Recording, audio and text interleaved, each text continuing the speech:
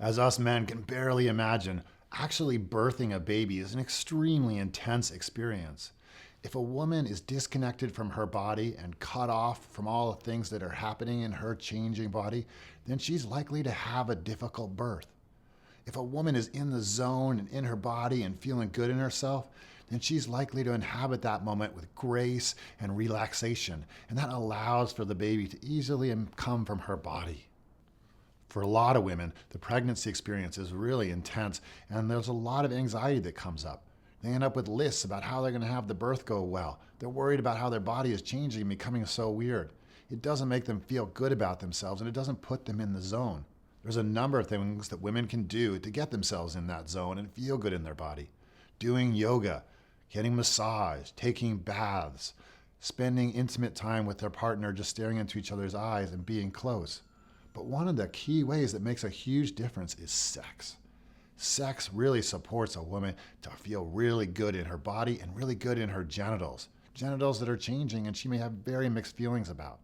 Unfortunately, for far too many couples, sex falls through the floor during pregnancy, and this has a really detrimental impact on the birth process and the relationship, both of which can lead to a lot of problems down the line. So today I want to talk to you about how you can make sure that sex survives through the pregnancy and thus supports your relationship to survive. There's a second reason why having lots of sex during pregnancy is a really good idea, and that is that you are likely to not have a lot of sex for a long time. It's often many months before you can easily have sex with your partner, and it's often many years even before a woman really feels that sexual desire. So this is your chance. There's no kids around to distract you. This is your chance to really solidify that bond with your partner and feel your eroticism with them. It really helps you face the inherent struggles of having a baby pop up into the mix. You're going to face all kinds of intense challenges, and if you feel erotically close and really good with your partner, you're way more likely to be able to handle those challenges without pushing the relationship to its edge. So today I want to give you 6 things that you can do to support your sexual relationship to thrive during the pregnancy. The first one is don't give up in the face of adversity. Yes, certain positions that you've relied on in the past may be awkward and may not work at all because they're painful. You may have to figure out a different way to meet, and they may be positions that in the past you've had aversion towards.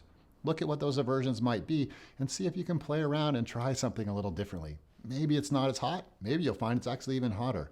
But it's important to stick in there, even in the face of that awkwardness. Talk to your partner about what's working and what isn't working as you're engaging in a sexual act, and find a way that can work for both of you. This leads to the second thing, which is sex doesn't have to include intercourse. There are lots of things, obviously, that you can do that don't include that position, and there are certain times during pregnancy where that position becomes really difficult. Find your ways to other avenues for both of you to really enjoy yourself and be intimate in your bodies. There's nothing like being touched and touching in that erotic way. There may be patterns that you've relied on in your life or your relationship that are actually limited. See if there's other things that you can do. I'm not talking about anything really kinky, just different ways of exploring one another. This will allow you to have this erotic relationship that can flower in the face of the pregnancy. The third thing that stops a lot of people from having sex during pregnancy is a fear about hurting the baby. The reality is that penetration is not going to affect the baby at all. They're well safe away from everything that's going on down there. And there is still that fear, though, of having sex, having this erotic act right next to your child. But it's really good for the baby to be next to love and eroticism. It's all just a flowing mass of fluid and yumminess as far as they're concerned. So if you find yourself feeling that aversion, then just look at that and see if you can feel into that and not let it stop you. Go ahead and explore the vulnerability and intimacy of sex with that feeling and find your way to really connect with your partner. Which leads us to the fourth thing, which sometimes there is pain for a woman during sex while pregnant. And if there is, don't just leave it at that. Do something about it. You don't have to just accept that. Go and see a physical therapist or a doctor or a chiropractor and get the help that you need to figure out what's going on in your body that's making it painful. It shouldn't be painful, and there's ways to address that so you can get back to enjoying sex and having this really good time with your partner.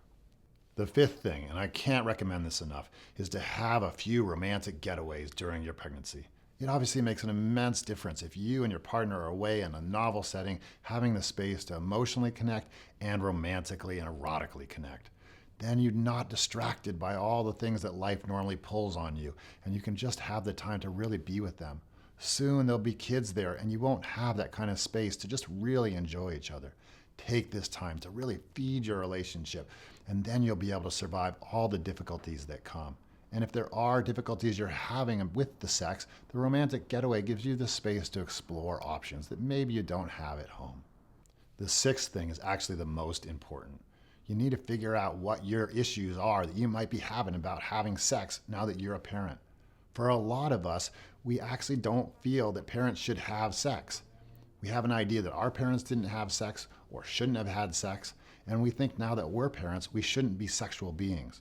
The reality is sex is a wonderful part of life throughout life if it's nurtured and supported. But there may be history that you have that's making you averse to being sexual now that you're a parent. If you can feel that, then go to your partner and share. Share what's going on for you.